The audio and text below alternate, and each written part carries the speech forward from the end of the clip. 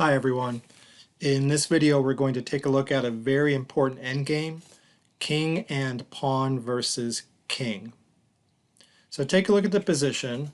It's black to move, and right now these two kings facing each other with one square in between are said to be in opposition of each other.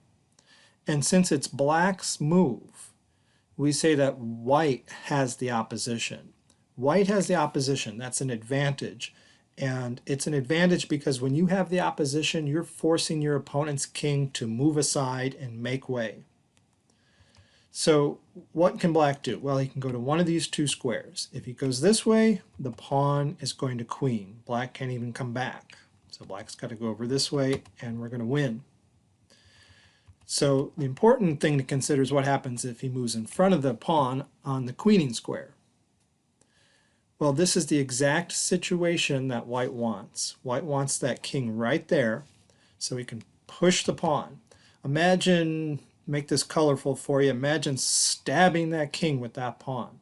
That's what you're trying to do. You're trying to get that pawn stabbed right up against that king like that. And you're squeezing the king out because the king cannot go to any of those squares. The king must go to that square right there. And the white king walks up and supports the pawn to queen. And so white will win the ending. So again, in this particular position, white has the opposition. Black's got to step in front of the pawn, and then white stabs it and squeezes it out and wins that endgame. Let's take a look at the same position but with white to move. So if white's on the move, we say that black has the opposition in this position. So that's an advantage for black because white's going to have to give something up. Well, it turns out if it's white to move, black can draw this position. For example, suppose white tries to push this pawn. Okay, pushing it is not like it was last time when the king was right here, stabbing that king forward. Instead, we're checking the king. The king can walk in front of the pawn, and now white has a choice between two draws. Either white can abandon his pawn and lose it, or white can move to d6, and that's stalemate. The black king has no safe squares. So it's a draw. So again, in this position, with white to move, black has the opposition, and black can draw this position. If white doesn't push that pawn forward, the only thing he can do is give ground with his king. So for example, maybe he steps aside. In that case, the black king wants to get right in front of that pawn. We'll talk more about that throughout the video. Then black better go back and guard his pawn. Black should step back directly behind that pawn, and then maybe white dances around a little bit. And black wants to alternate between these two squares for as long as possible. If white should ever come up next to that pawn, black wants to grab that opposition. Okay, so maybe white dances around a little bit more. Black gets in front of that pawn. Black stays in front of that pawn. And anytime white comes up next to the pawn, black grabs that opposition. And there's nothing white can do except trying to push his pawn in this position. And we discovered that's a stalemate. Okay, so those are the two endings. In this particular position, when it's black's move, white has the opposition, and white can win. If it's white's move, black has the opposition, and black can draw. Okay, so with that in mind, let's try a hard puzzle. Let's look at this position, white to move. White can win this, it turns out. And white's plan is to get to this square c6 exactly when the black king is sitting on c8, so white can grab the opposition. Let's see how he does that. So he comes up towards the pawn, Now the black king has some options. If the black king goes right there to c8 right away, that walks right into white's hands. White grabs that opposition, and we see how that's going to end. We've seen that. Black goes in front of the pawn, and white stabs it, squeezing the king out. Only one way to go. Then white goes up and supports the pawn, like that. Gets that queen. Okay, so after king d5, what can black do besides walk over to c8 into white's hands? Well, maybe black tries to gain the opposition and stop white from moving the king up. In that case, white can move to c5, and unfortunately black cannot maintain the opposition because the pawn has that square on c7 covered. So black's going to have to drop back. And again, if he drops to c8, white grabs that opposition and wins. So maybe he tries to go to d8.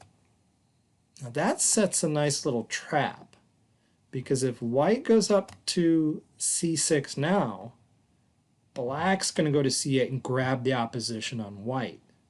And now white has to move, and you remember how that ends. If white tries to push their pawn, check, not stabbing the king there on b8, but forcing the king in front of the pawn, and now either white abandons the pawn or white stalemates black. So going back, once black moved to d8, white should not move the king to c6 and allow black to gain the opposition. Instead, white should move to d6, gaining the opposition over here. So black has two moves. If black moves away, the pawn will queen quickly. So black's got to go over there, exactly what white wanted, and we go to c6 with opposition, and we're going to win. We're going to stab that king, squeeze it out, go up and support the pawn.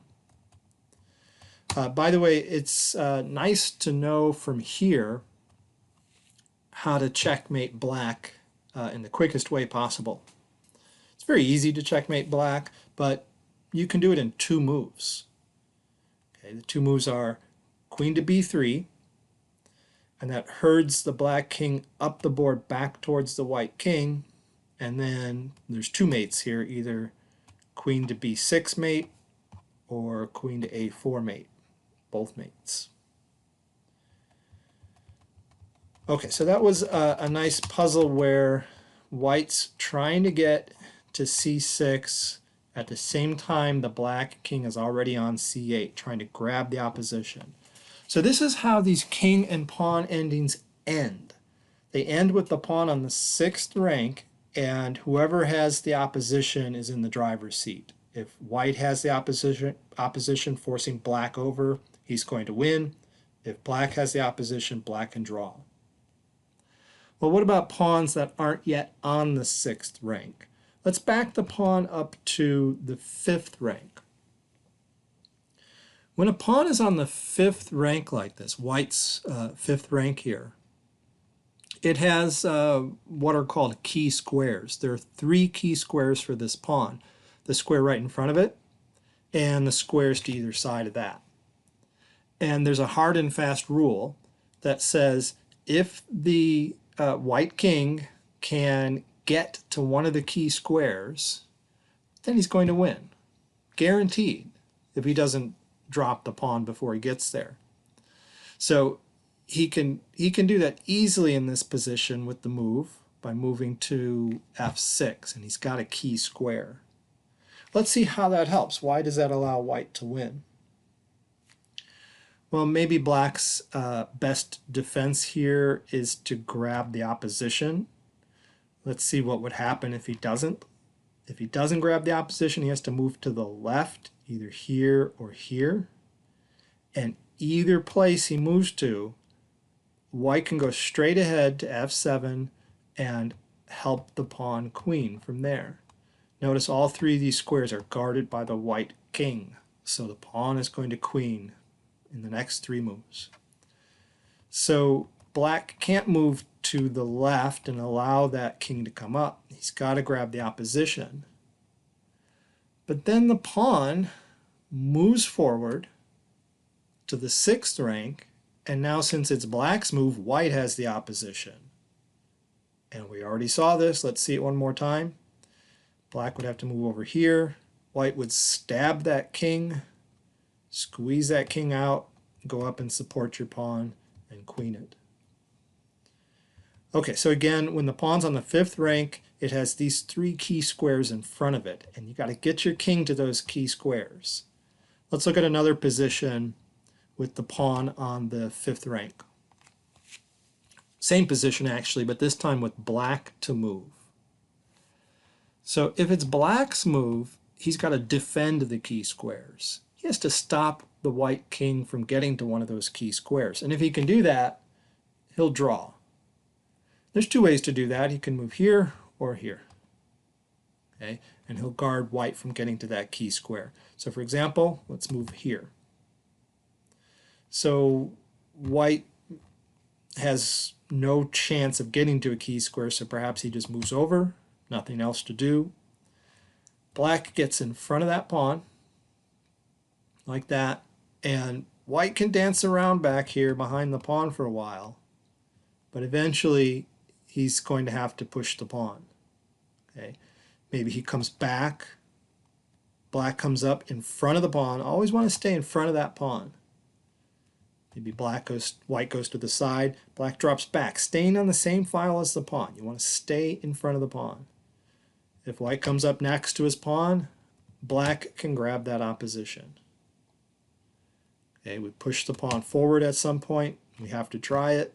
Black gets in front of it. White moves here. Black drops directly back, and white might come up to either side. Whichever side he goes to, black grabs that opposition, and it's going to be a draw by stalemate, or white's going to lose the pawn. Okay, so black successfully defended the key squares there. Let's look at a third example of a pawn on the 5th, right here. So these are the key squares. It's white to move, and you got to find the best move here. There's only one winning move. Okay, white's got to rush towards a key square, but he should not run this way because then black defends both of these key squares. So backing up, white should run that way, of course. Black comes toward the pawn, and white has a key square. One of the key squares is attained. So it's going to be a win. Let's see how it plays out. Okay, black steps back here. Move over. By the way, here you can go wrong. If you push your pawn at this point, then black would grab the opposition, and it would end up being that stalemate position. So you actually want to grab the opposition here in front of the pawn, and that forces the king to one side or the other. Again, when you have the opposition, it's your advantage. You're forcing the king away. So the king goes to one side, and that allows you to move up and support that pawn in queening. Okay, so the rest is trivial, and we're going to win. Okay, so now I want to talk about how to defend perfectly when white can't reach a key square. So take a look at this position. White's trying to push the pawn and queen it on e8. This black king is in the perfect position to stop it. This position's a draw no matter who is to move. Okay, let's say white is to move, and let's describe the very simple method black should take to defend this position. Okay, the simple method is the square in front of the pawn is the best square for your king. That's the #1 choice. If you can't go there, the second best square is the square behind that. So go between those two squares, stay there. However, if white ever comes up next to the pawn, then you're going to grab the opposition. Okay, so let's see how this plays out. So black backs up. Maybe white comes forward, and black grabs the opposition. Notice black can't get the ideal square, of course, so black grabs the opposition. White can back up again and dance around, but there's no way to make progress doing that. Black would come back to this perfect square. Black would back up to the second most perfect square. Maybe white tests black out on the right side. Black grabs the opposition and stops white. So white's got to try pushing the pawn. Black gets right in front of it, best square. White goes over. Black drops back to the second best square. White comes up next to the pawn again, and black stops the king with the opposition. Push the pawn, grab the best square, drop back to the second best square, come up next to the pawn, stop that king, grab the opposition. Push the pawn again, get in front of it, move over, drop back. You can go wrong here. Don't drop sideways. Don't go there.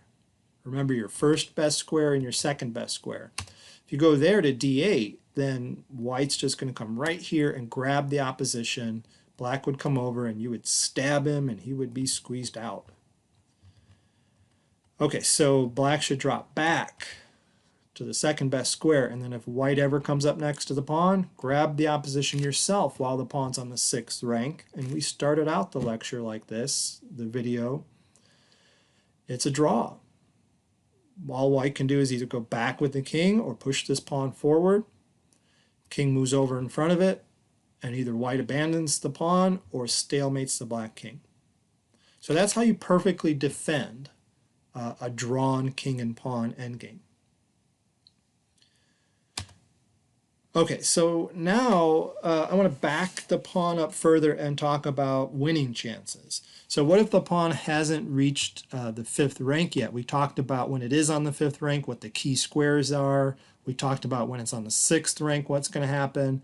What if it's on the 2nd, 3rd, or 4th ranks here? Well, let's look at a position. So here the pawn's on white's 3rd rank, trying to queen it. When the pawn hasn't yet reached the 5th rank, it has 3 key squares that look different. Not right in front of the pawn, but rather 2 squares ahead of the pawn is a key square, and then these are also key squares. And again, the hard and fast rule is, as long as you don't drop your pawn, if the white king can reach those key squares, then white will win. If black can defend those key squares and stop white from getting to them, then black will draw. This is a pretty easy win. Head for this key square right here. Okay. So play king e4. Black's got to try to defend. Grab that key square and you should be able to win. Okay, let's see how it plays out. Okay, maybe king grabs the opposition here. You could win by pushing the pawn now, but if you push the pawn, it pushes the key squares forward as well. And so I prefer to actually get centered first. King to c5, king to c7, grabbing the opposition. Then I like to push the pawn. And when you push that pawn to that 4th rank, here are the key squares now, and white's not on one of them, so white has to get to one. Well, that's okay. White just pushed the pawn, giving the move to black, so white has the opposition, and black has to move aside. Whichever side he goes to, you make forward progress with your king grabbing one of the key squares. Okay, so black's got to drop back. If you try running towards the pawn, it just makes it easier to queen.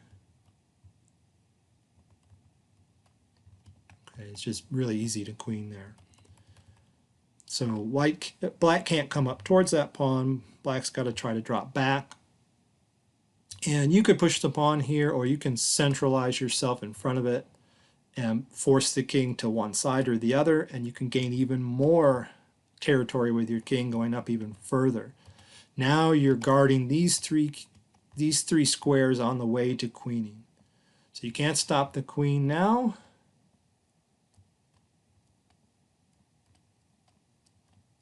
And white wins.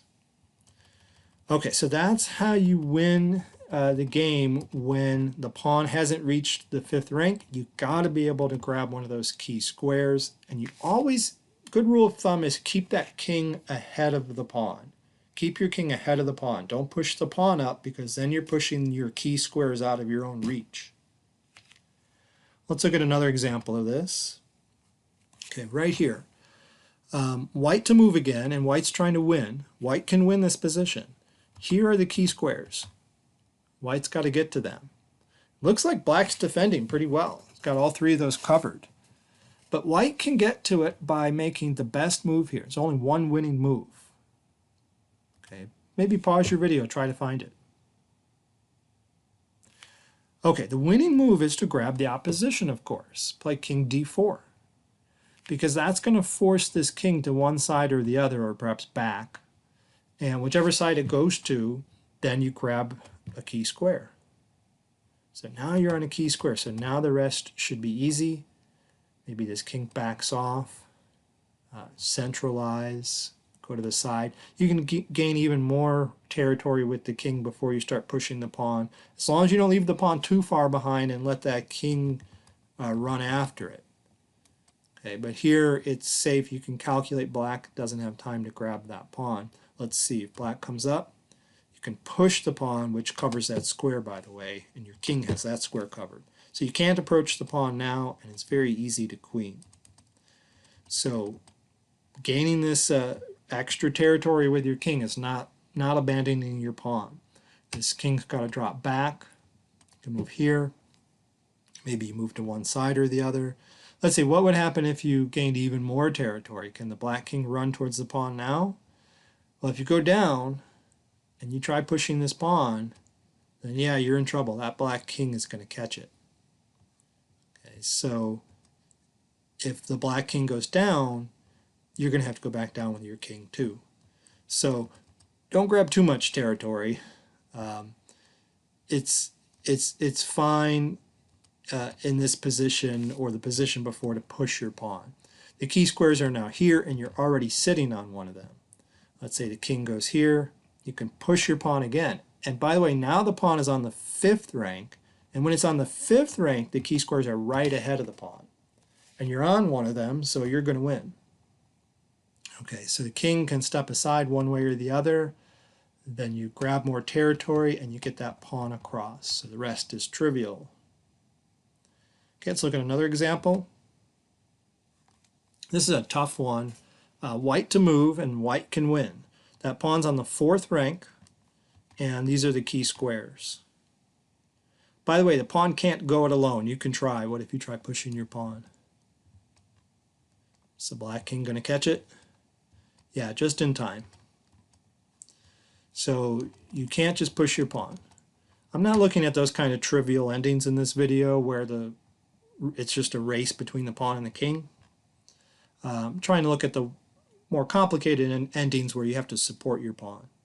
So in this case, we have to get to a key square, which are these 3 right here. Black's got to defend them.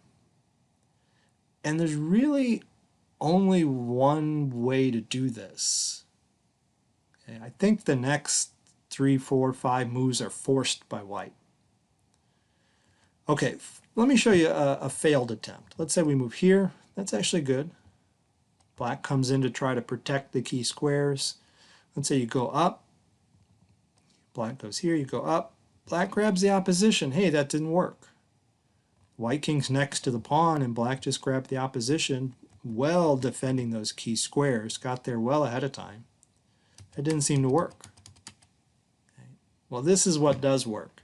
King c2, king comes over. King b3, king d6, king a4, that's the key. You've got to get underneath the pawn here. You have to head for that key square because that black king started over there, and you got to head for that key square that's the furthest away from that black king, so the king can't protect that key square. Or can it? Let's see. King c6, king a5. Seems like the black king is just in time to protect that key square and that key square there. But if you can't get to that key square immediately, you might be able to in a second. You grab the opposition here. When you're in front of your pawn with the opposition, that means you can make further progress. The king's got to go to one side or the other, then you've got that key square. So white does win this, and you know the rest, and so on. Okay, I want to show you a couple defensive ideas, or at least one defensive idea here. It's black to move in this position, and black can draw. Pawn's on the 2nd, the key squares are here, white's trying to get to them, black's trying to stop. white from achieving a key square. But it's a very tricky position. It's a very difficult move black has to make here. It's probably not your first instinct. It's only one drawing move. Okay, if you're rushing towards those key squares, which seems very intuitive, you're going to lose. King to c5 loses because white moves up and grabs the opposition. You want to avoid that. You don't want your opponent to be able to grab the opposition like that. You got to defend these key squares, so you move over, white moves over. Then you have to give ground. You have to go one way or the other, and then white's going to get a key square. So backing up, if that's not the right move, what is? Okay, maybe pause your video, give it a try. Okay, the correct move here is king c6. When the kings have 3 squares between them like this, that's called the distant opposition. And black just achieved it. Black just gained the distant opposition. Here's the point. The point is, if white wants to make progress, he's going to have to move forward with his king. You don't want to push that pawn, remember. If you push that pawn, you're just pushing the key squares way up here. You can't get to them. Okay.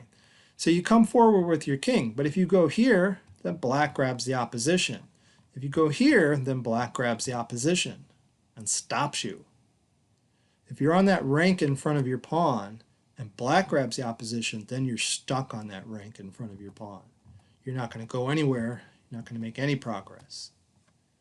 So backing up, moving here, stops white from making progress. Okay? You don't want to go backward, or then you're going to go right ahead and grab these squares. And you can't push your pawn like we said, so you're going to have to come up and allow black to gain the opposition, and black's going to draw. This is an easy draw. If white wants to make any progress, he'll have to push his pawn here. That just pushed the key squares further up the board. Black goes here.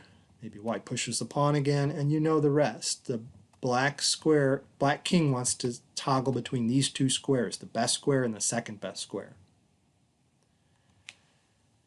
Okay, a few more things to talk about. This is an extremely interesting position. It's actually difficult to win, okay, for white, although it is winning. There is a danger sometimes of stalemating your opponent when you have a knight pawn. Okay, you want to be able to get this pawn across. The key squares for that pawn on the 5th rank are right there, there, and there. You're already beyond the key squares, which is great. You want to get your king advanced. But how do you make progress? Well, here's the trap. Don't push your pawn, because you just stalemate at the black king. It has nowhere to go. So you're going to have to make a king move. There's only one king move in this position that makes any progress. Turns out these 3 moves away from the pawn are just what you expect them to be. They're draws. The black king will come in front of the pawn here. Can't do that. So that leaves this square, and this square. Well, if you go up, you can win this, but you're going to have to repeat the position and then try going somewhere else. Okay? Because black's going to come down towards your pawn, and the only way to save it is to go back down with your king, and the black king goes back in the corner, and you're back where you started with.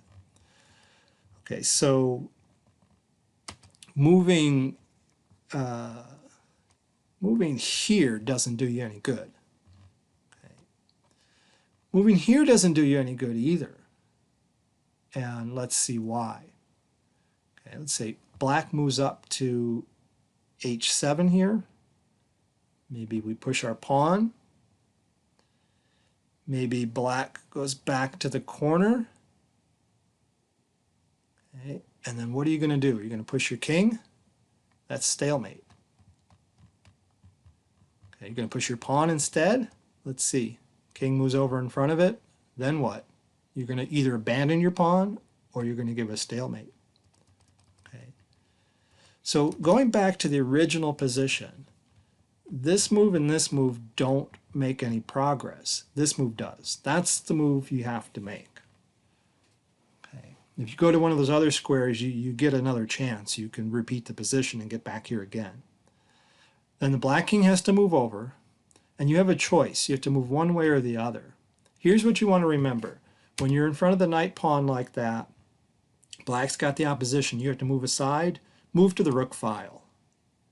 If you move to the bishop file here, you're just going to repeat the position again. Okay, so move to the rook file, and think of it this way. You're trying to keep black from stalemating himself in the corner. So get over there. Get over on the rook file. Okay, let's say the black king moves over. Then you can push your pawn, and now you have the opposition on the 6th rank. Black comes over. You stab that king, squeeze it out. You support the pawn's queening, and you win. So be careful of those knight pawns. Be careful of the stalemate. Okay, so the last thing to talk about is rook pawns. I didn't mention this earlier, but everything we said about key squares and defensive postures and all of that, that doesn't apply to rook pawns. Rook pawns are special. They're on the edge of the board, and strange things can happen with rook pawns. So let's look at a position with a rook pawn here. It's black to move. When black is trying to defend against a rook pawn, there are actually 2 different drawing methods to learn. One of them is really simple. Head towards the corner in front of the rook pawn. And black can get there in this case if he has the move. King to c7 here. Maybe the white king tries to stop him from getting in the corner, but he can't. King to b8. Move over. We got in the corner. Okay, now what? Well, just stay in the corner and the square next to it. Just toggle back and forth between these 2 squares, and you'll see that white can never queen and can never get you out of there. It's real simple. Mindless. Okay, let's try pushing the pawn. See what happens. Check. Go back in the corner. Then you have a choice. Either abandon the pawn and lose it, or stalemate the black king. Okay, so that's one drawing method. Get in that corner. There's a second drawing method, though. Let's look at this position. Black to move. Black can't get into the corner. White's already got that defended. But black can draw this position. And there's actually 3 different drawing moves here. You can move here, here, or here. But I want to describe this real simply.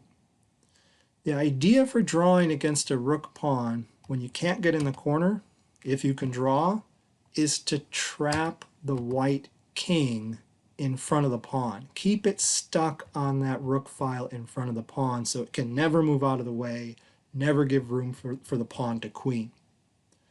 So the easiest way to do that is to grab this kind of sideways opposition with that 1 square between. And if the king goes up, you go up.